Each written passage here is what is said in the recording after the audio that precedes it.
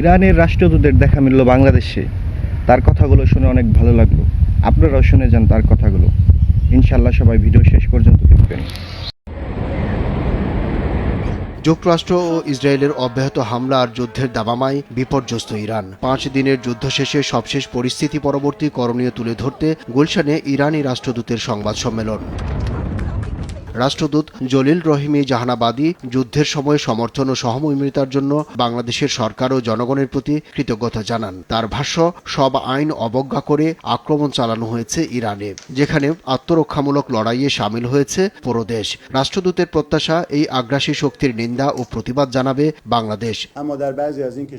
আমরা দেখেছি ইরান হামলা নিয়ে কিভাবে মানুষ প্রতিবাদ করেছে। আমরা কৃতজ্ঞ। সরকার আমাদের প্রতি সহমর্মী। তবে যে বিবৃতি দিয়েছে তা আমরা দেখেছি। আমরা প্রত্যাশা করছি ওআইসির সদস্য ও মুসলিম দেশ হিসেবে বাংলাদেশ আগ্রাসী শক্তির সরাসরি নিন্দা ও প্রতিবাদ করবে। তিনি জানান, আমেরিকা শান্তির পথে না আসা পর্যন্ত এই যুদ্ধ জারি রাখবে ইরান। প্রতিবেশী দেশগুলোতে থাকা মার্কিন নাগরিকরা টার্গেটের বাইরে থাকবে না বলেও হুঁশিয়ারি করেন তিনি। তারা চায় ইউরেনিয়াম সমৃদ্ধকরণ থেকে আমরা বিরত থাকি, অথচ আইন মতে এটা আমাদের অধিকার। প্রতিবেশীদের আমরা নিষেধ করেছি তাদের আশ্রয় দিতে। আমরা বাধ্য হয়ে আরব দেশগুলোতে আক্রমণ করছি। তারা যেখানেই থাকুক, আমরা তাদের টার্গেটে পরিণত করব।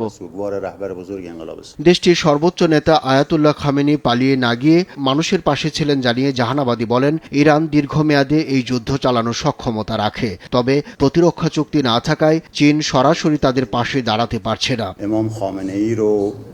মহান নেতা রমজানে চিরভয়ঙ্কর শত্রুর হাতে শাহাদাত বরণ করেছেন, এটা গর্বের। এখন পর্যন্ত আমাদের 800 লোক মারা গেছে। চীন রাশিয়ার সঙ্গে আমাদের সামরিক বা অস্ত্র কেনাবেচার চুক্তি আছে, কিন্তু প্রতিরক্ষা চুক্তি নেই। তাই তারা পাশে দাঁড়াতে পারছে না। আমাদের যা আছে তাতে যুদ্ধ চালিয়ে যেতে সক্ষম। আমরা কোনো লজিস্টিক সাপোর্ট চাই না, আমরা সমর্থন চাই। দেশটিতে থাকা প্রবাসী বাংলাদেশিদের নিরাপত্তার বিষয়েও আশ্বস্ত করেন রাষ্ট্রদূত। বলেন, তারা ইরানিদের মতোই সেবা পাবেন। ইরান শহীদ হবে, কিন্তু লাঞ্ছনা ও দাসত্বের জীবন মেনে নেবে না, এমন দৃঢ় প্রত্যয় তুলে ধরেন দেশটির এই কূটনীতিক। আব্দুল্লাহ শাফি, সময় সংবাদ, ঢাকা।